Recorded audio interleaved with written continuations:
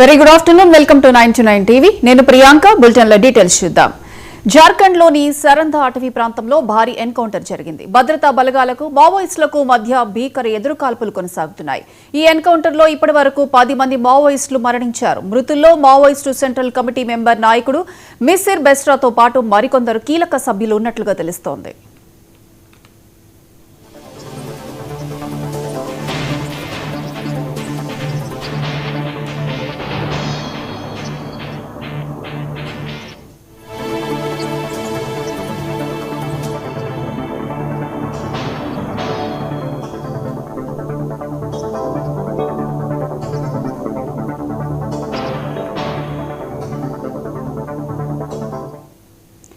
పశ్చిమ సింగ్భూమ్ జిల్లాలోని కుండి అటవీ ప్రాంతంలో మావోయిస్టులు సంచరిస్తున్నారనే సమాచారంతో భద్రతా బలగాలు సెర్చ్ ఆపరేషన్ చేపట్టాయి. జార్ఖండ్ పోలీసులు, సిఆర్పీఎఫ్, కోబ్రా 209 బెటాలియన్ దళాలు సంయుక్తంగా కూంబింగ్ నిర్వహిస్తుండగా పొంచి ఉన్న మావోయిస్టులు ఒక్కసారిగా కాల్పులు జరిపారు.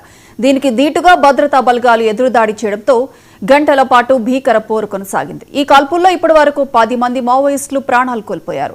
ఘటనా స్థలం నుండి భారీగా ఆయుధాలు, పేలుడు పదార్థాలను పోలీసులు స్వాధీనం చేసుకున్నారు. మరికొంతమంది మావోయిస్టులు అడవిలో నక్కి ఉండే అవకాశం ఉండడంతో భద్రతా బలగాలు కూంబింగ్ ను మరింత ముమ్మరం చేశాయి.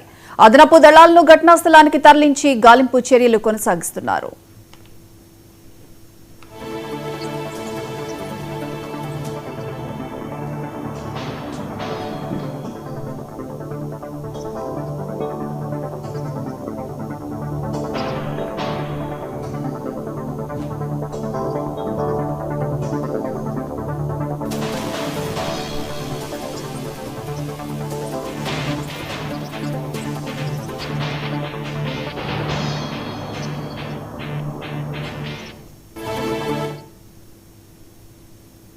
గ్రూప్ 1 తీర్పును వాయిదా వేసింది తెలంగాణ హైకోర్టు.